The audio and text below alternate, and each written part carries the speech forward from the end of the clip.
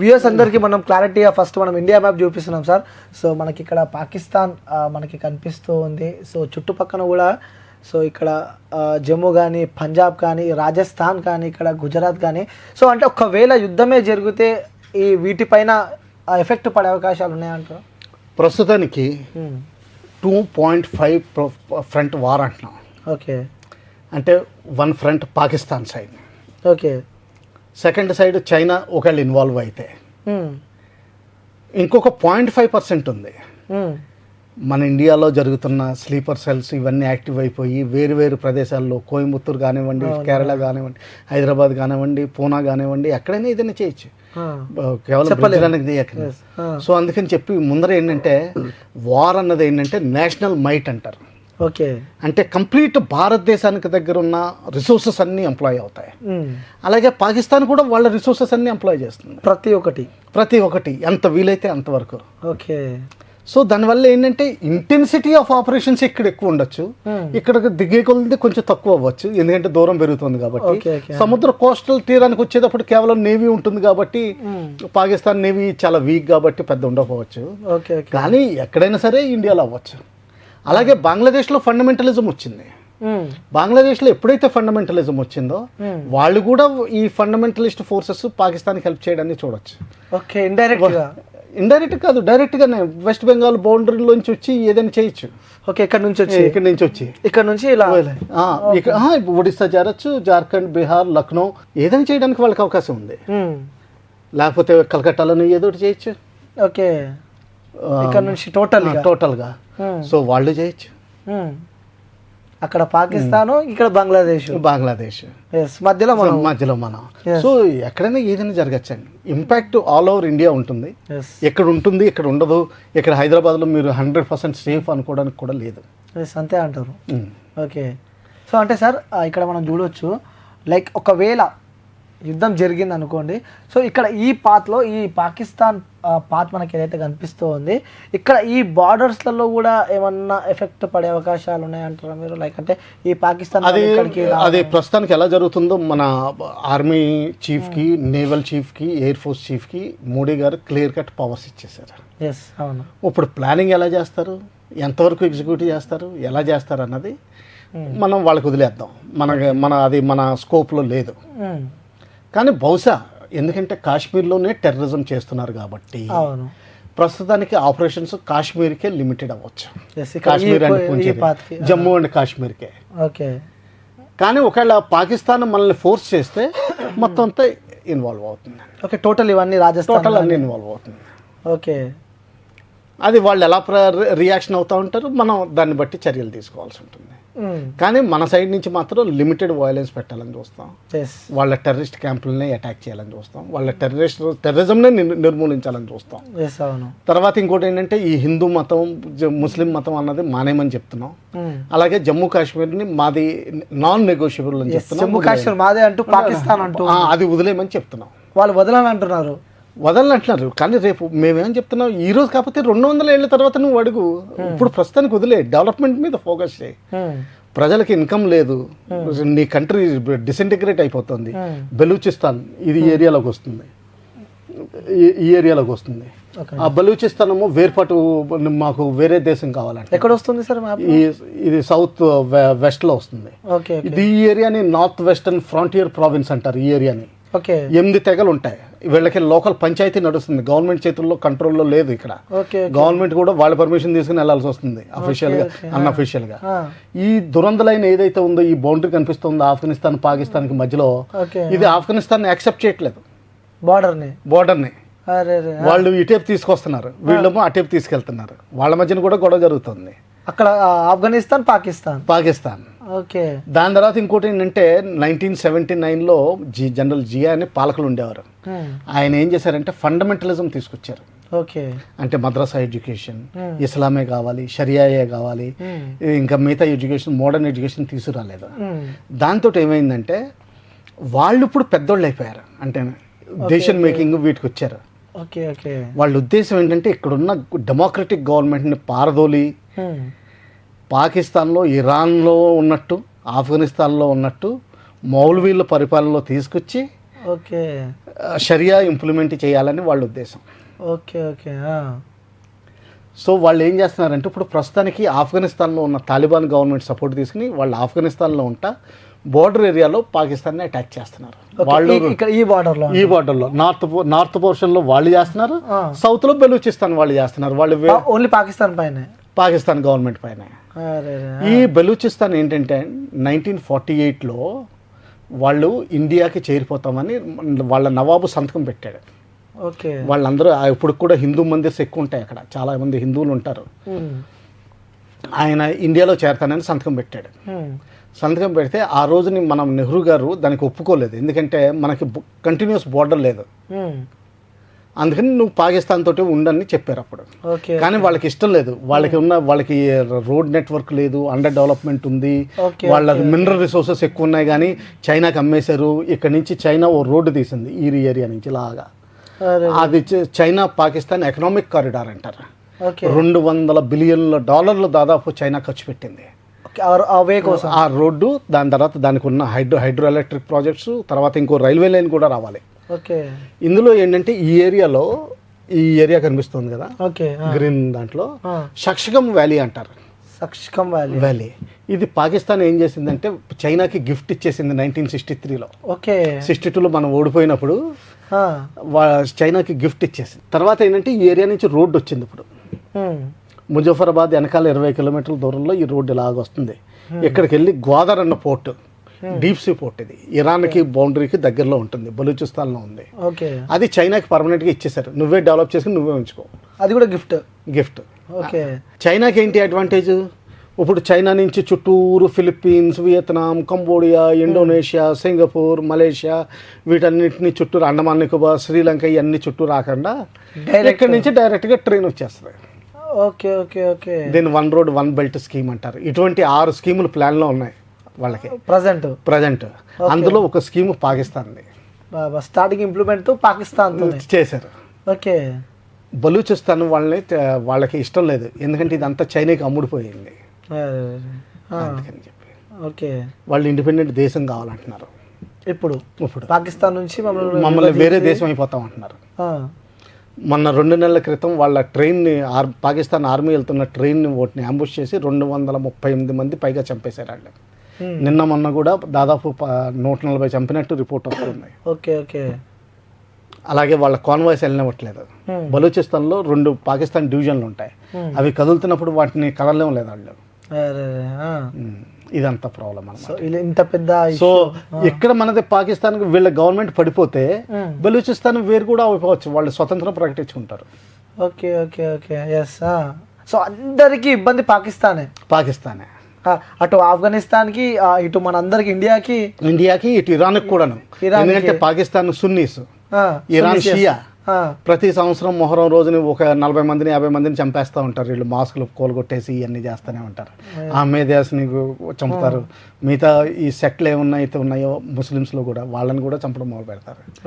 అలాగే మైనారిటీస్ అంతకుముందు దాదాపు 20% ఉండేవారు, హిందువులు, క్రిస్టియన్స్, వీళ్ళందరూ కదా.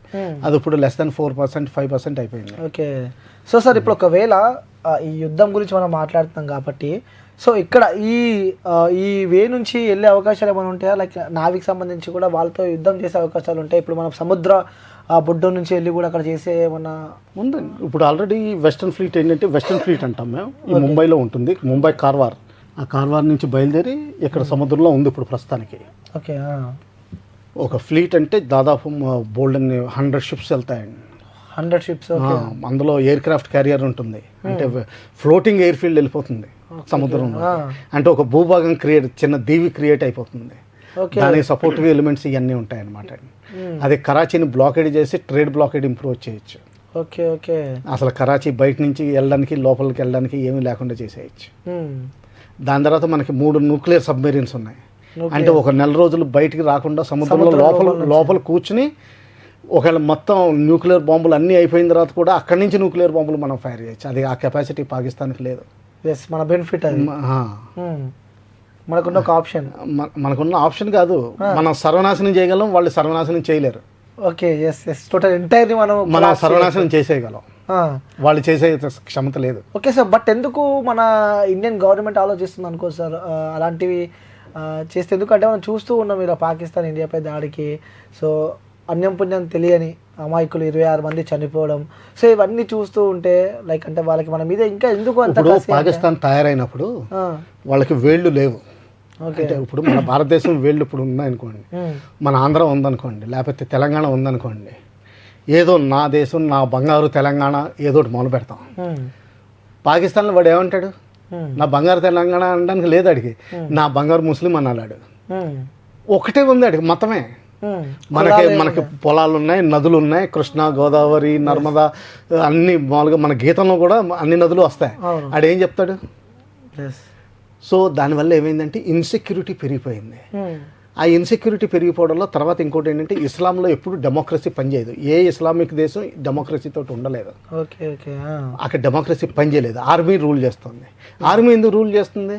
అరే ఇండియా ఉంది మనల్ని తినేస్తుంది అని చెప్తారు వాళ్ళు. సో వాళ్ళు ఎప్పుడు హాయిగా ఉంటారు. ఇంకా జమీందారీ వ్యవస్థ వాళ్ళని వదలలేదు. మన ఇండియాలో చాలా మార్పులు వచ్చినాయి లాస్ట్ 75 ఏళ్ళలో. చాలా రిఫార్మ్స్ వచ్చినాయి. వాళ్ళకి రిఫార్మ్సే లేవు. జమీందారీ వ్యవస్థ, భుట్టో ఫ్యామిలీ చేతుల్లో 6000 ఎకరాల పొలం ఉంది. ఇంకా 6000 ఎకరాల పొలం ఎక్కడ ఉంటుందండి ఇండియాలో? అసలు గవర్నమెంట్ ఎక్వైర్ చేయడానికి 6000 ఎకరాలు ఎక్కడా లేదు ఇండియాలో. అవును, అమరావతికి ల్యాండ్ పూలింగ్ చేసుకోవాల్సి వచ్చింది వాళ్ళు. సో అటువంటి వ్యవస్థలో దేశం కొలాప్స్ అయిపోతుంది. డబ్బులున్న వాళ్ళందరూ ఆర్మీ జనరల్స్, పొలిటీషియన్స్ అందరూ లండన్లో ఇల్లు కట్టుకోవడం, దుబాయ్లో ఇల్లు కట్టుకోవడం, సగం టైం ఫ్యామిలీ అక్కడ ఉండడం, మొత్తం డబ్బులన్నీ అక్కడ పట్టుకెళ్ళిపోవడం, విలాసవంతమైన జీవితాలు. మిగతా కామన్ మ్యాన్కి తినడానికి తిండి ఉండదు. ఆ బ్రేక్అవుట్ పరిస్థితిలోకి వచ్చేసింది, అంటే విడిపోయే పరిస్థితులకు వచ్చేసింది ఇప్పుడు. అందుకని చెప్పి ఇప్పుడు ఏమంటాడు పాకిస్తాన్ ఆర్మీ చీఫ్, నేను రక్షిస్తాను, పాకిస్తాను ఇండియాలో కలవడానికి లేదు, హిందూ ముస్లింలు వేరు, ఎప్పుడు ట్విన్ థియరీ ఉంది, అందుకని చెప్పి కలిసే ప్రసక్తే లేదు, నేను కాపాడుతానని చెప్తాడు.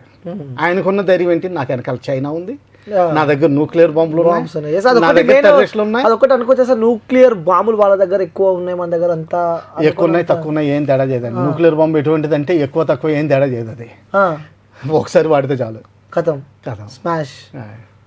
అది ఓకే. సో అంటే ఇవన్నిటికి సంబంధించి ఇష్యూ ఇది సార్. అంటే మీరు అక్కడ జమ్మూలో వర్క్ చేశారు కాబట్టి అక్కడ సిచ్యువేషన్స్ ఎలాంటివి ఉంటాయి? ఎందుకంటే మొన్న ఒక వీడియో చూసాం సార్, ఆ జిప్ వేలో వెళ్తున్నప్పుడు కూడా, ఆ రోప్ వేలో వెళ్తున్నప్పుడు కూడా వెనుకలున్న వ్యక్తి అల్లా అక్బర్ అని చెప్పి కూడా కొన్ని పదాలు యూజ్ చేయడం జరిగింది. సో అక్కడ మీరు గ్రౌండ్లో ఉండి వర్క్ చేశారు కాబట్టి అక్కడ అట్మాస్ఫియర్ ఎలా ఉంటుంది సార్ అక్కడ జమ్మూలో? ఏం చెప్పమంటారండి, 80% ఎప్పుడు వాళ్ళకి ఏం తేడా లేదు. పాకిస్తాన్కి వెళ్ళినామండి, ఇండియాకి వెళ్ళినామండి, వాళ్ళు కామన్ పీపుల్. వాళ్ళు ఏదో వాళ్ళు పని చేసుకుంటారు, పొలానికి వెళ్తారు, ఏదో మొక్కజొన్న పండిస్తారు, అవి తెచ్చుకుంటారు, ఇంట్లో చిన్న ఇంట్లో కట్టుకుంటారు, దాంట్లోనే బతుకుతారు. చలికాలంలో బొగ్గు వేసుకుని మామూలుగా వేడి తెచ్చుకుని బతుకుతారు. ఇంకా మిగతా 20% అనవసరంగా సడన్గా చదివి విపరీత బుద్ధులు వస్తాయి. లాయర్లు, టీచర్లు, తెలివి ఎక్కువ వీళ్ళకి బుద్ధులు వస్తాయి. వీళ్ళు ఇవన్నీ చేయిస్తూ ఉంటారు. వీళ్ళు ఏం చేస్తారు, అన్ఎంప్లాయిడ్ యూత్ని పట్టుకుని, అరే నీకేం లేదురా అక్కడ ఇండియాలో ఇదైపోతుంది.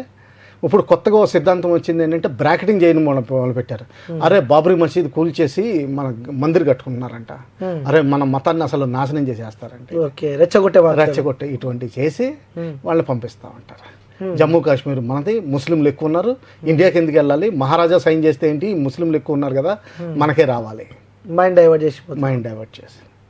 దాంతోపాటుగా ఏంటంటే 1979లో ఎప్పుడైతే రష్యా ఆఫ్ఘనిస్తాన్ని ఆక్యుపై చేసిందో, రష్యాని వెళ్ళగొట్టడానికి అమెరికా వీళ్ళందరికీ ట్రైనింగు, డబ్బులు, ఎమ్యునిషను, వెపన్స్ అన్నీ ఇవ్వడం మొదలుపెట్టింది. అందులో వీళ్ళు ఏం చేశారు, ఒక 50% అక్కడ ఇస్తే 50% కాశ్మీర్ పంపించేసి ఇక్కడ వాళ్ళ ఓన్ ఎజెండా స్టార్ట్ చేసుకున్నారు. అందుకనే 79లో వాళ్ళు వస్తే 89లో వీళ్ళు ఇక్కడ మొదలెట్టేశారు. అది ఇప్పుడు వరకు నడుస్తా దిగుతా ఒక రోజుని 4000 మంది 5000 మంది టెర్రరిస్టులు ఉండేవారు కాశ్మీర్లో.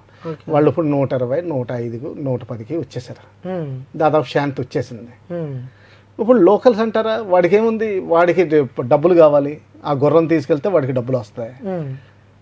సో మన ముందర బాగానే మాట్లాడతాడు, అక్కడికి వెళ్ళేసరికి సాయంకాలం ఇదేంటిది వాళ్ళు లెక్చర్ ఇచ్చేసరికి నీ సైడ్ వాడి సైడ్ ఉంటాడు కొంతమంది. అంటే సార్ ఒక చిన్న డౌట్ ఏంటంటే, ప్రతి ఒక్క ప్రజలకి డౌట్, ఎందుకంటే మీరు యాజ్ ద ఆర్మీ ఆఫీసర్ కాబట్టి, టెర్రరిస్టులు మన దగ్గరికి వచ్చి అంత సమయం కేటాయించి రెక్కి నిర్వహించి మరి కూడా ఇలాంటి ఒక ఘటనకి వాళ్ళు పాల్పడ్డారంటే అక్కడ మన వ్యవస్థ ఏం చేస్తుంది, లైక్ మనకి ఇండియన్ ఆర్మీ కానీ సో ఇంటెలిజెన్స్ డిపార్ట్మెంట్ కానీ ఇంటెలిజెన్స్ నిఘా కూడా ఏమైందని చెప్పి కూడా చాలా మందికి డౌట్ వస్తుంది.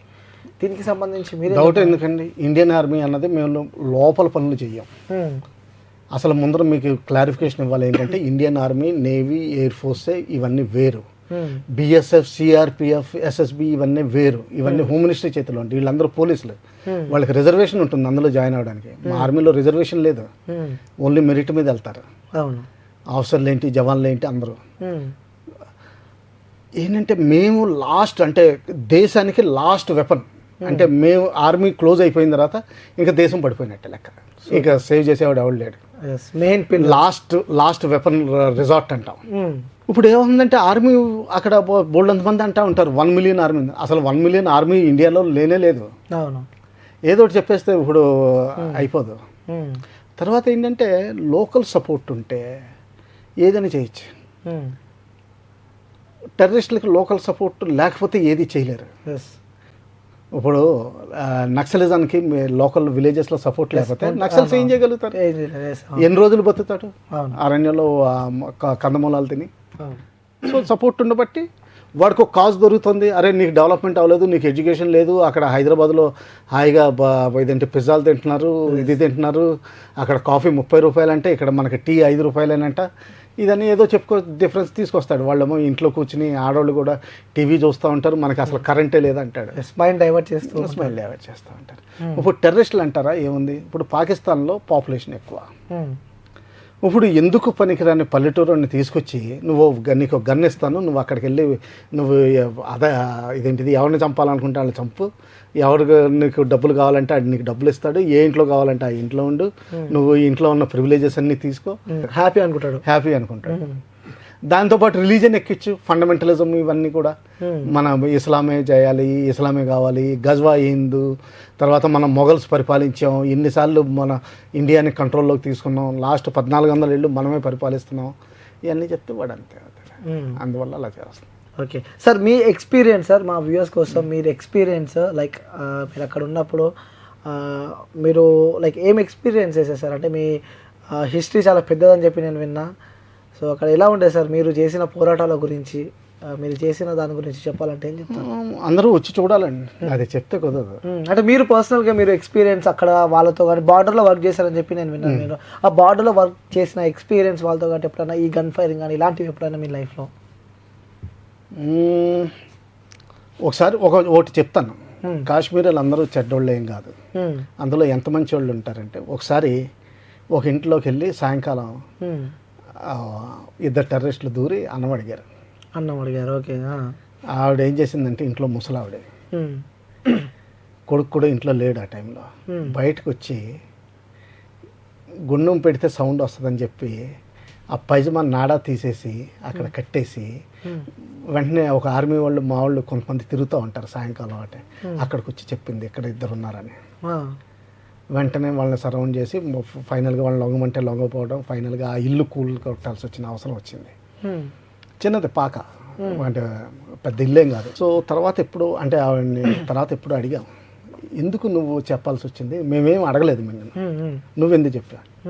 ఆవిడ ఏమందంటే, నా దేశానికి వచ్చి నా ఇంటికి వచ్చి నా ఇంట్లో చిచ్చు పెట్టాలని చూస్తే నేను సహించను. Super sir. ఎస్, అటువంటి మనుషులు కూడా ఉన్నారు. Hats off to them. Super sir. మీపై ఏమన్నా అటాక్స్ కానీ ఇలాంటివి ఏమన్నా జరిగినాయి? అవన్నీ ఇంకంటే పర్సనల్గా మాట్లాడుకోవడం తప్పితే కానీ, ఎందుకంటే అవన్నీ ఏ ఆపరేషన్ అన్నది ఎక్కడన్నది ఇవన్నీ కూడా ఇంకా క్లాసిఫైడ్గానే ఉంటాయి. యాజ్ పర్ రూల్స్ చెప్పలేము. ఓకే. సో అంటే నా టైంలో కొంతమంది ఒక మేజర్కి అశోక్ చక్ర రికమెండ్ చేశాను. అంటే after Bharat Ratna next highest award. అది అటువంటిది కూడా రికమెండ్ చేశాను. అంత వీరోచితంగా పోట్లాడాడు.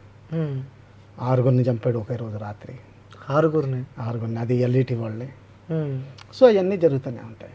చాలామంది పోవడం, మైన్స్లో బ్లాస్ట్లో కాళ్ళు పోవడం జరిగింది. అవన్నీ వచ్చి చూస్తేనే కానీ ఐడియా రాదు. అందుకనే ఎన్సీసీ జాయిన్ అయ్యమని చెప్తాను అందరినీ. Super sir. సో చివరిగా సార్ చూసే ప్రజలకి ఒక ధైర్యాన్ని నింపాలి అంటే సో ఏం చెప్తారు సార్ వాళ్ళకి మీ తరపు నుంచి?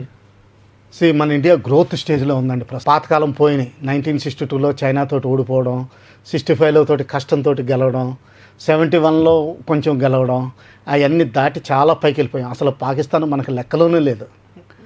ఫ్యూచర్ సూపర్ పవర్ కింద మనం దేశాన్ని పటిష్టం చేసుకోవాలి. లోపల అంతర్గతంగా మనం శాంతియుతంగా ఉండాలి, అందరినీ సరిగ్గా చూసుకోవాలి, మన డెవలప్మెంట్ మీద ఫోకస్ చేయాలి. ఆ కేపబిలిటీ మనకుంది. ఎవరైనా సరే ఈ డెవలప్మెంట్లో అడ్డొస్తే వాళ్ళని సమూలంగా నిర్మూలన చేసి మన డెవలప్మెంట్ మీద ఫోకస్ చేయాలి. అయితే సార్ చివరి ఇంకొక క్వశ్చన్ సార్ నాకు, ఇప్పుడు ఇమీడియట్గా మీరు వచ్చి మళ్ళీ రీజన్ కావాలి అంటే వెళ్ళే అవకాశాలు ఉన్నాయంటారా సార్? నేనా మళ్ళీ ఆర్మీలోకి మీరు రండి అని చెప్పి మీ సలహాలు సూచనలు మాకు కావాలి అంటే?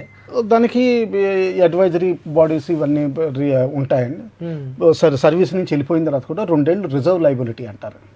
అంటే ఏంటంటే ఒకవేళ యుద్ధం టైంలో సడన్గా కావాల్సి వస్తే మా లోకల్గా స్టేషన్ హెడ్ క్వార్టర్స్కి వెళ్ళి వాళ్ళు వారెంట్ ఇష్యూ చేస్తారు, అక్కడి నుంచి వెళ్ళిపోవచ్చు.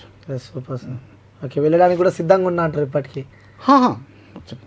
Super sir, thank you sir. అంత అవసరం లేదు కానీ ఉన్నాం. Okay sir, thank you sir, thank you so much. నమస్తే. సో వ్యూయర్స్ చూడొచ్చు కదా, ఎలాంటి భయపడే ఆలోచనలు పెట్టుకోకండి, అసలు భయపడకండి. సో పాకిస్తాన్ మనకి లెక్కలే లేదని చెప్పి కూడా సార్ మనతో షేర్ చేసుకున్నారు. నిజంగా తన లైఫ్లో కూడా చాలా ఎక్స్పీరియన్స్ ఉన్న వ్యక్తి సార్ అనమాట. సో అక్కడ వెళ్ళి అక్కడ ఎలా ఉంటుంది ఆ కల్చర్ అన్నీ చూసిన వ్యక్తి కాబట్టి ఈరోజు మన స్టూడియోకి పిలవడం జరిగింది. సో క్లారిటీగా మీ అందరికి అర్థమయ్యేటట్టు కూడా విత్ మ్యాప్ వేసి కూడా ఒకవేళ యుద్ధం జరిగితే ఏ బార్డర్ పైన ఎఫెక్ట్ పడే అవకాశాలు ఉంటాయి, సో ఏంటి ఒకవేళ ఈ ఓషన్ పరంగా వస్తే కూడా ఏమన్నా జరిగే అవకాశాలు ఉంటాయంటూ కూడా క్లియర్గా ఎక్స్ప్లెయిన్ చేసే ప్రయత్నం అయితే చేసిన. సో ఇంకొక వీడియోతో మళ్ళీ కలుస్తాను. అంటే take care, by by, signing off. నేను మీ యాంకర్ అనేది.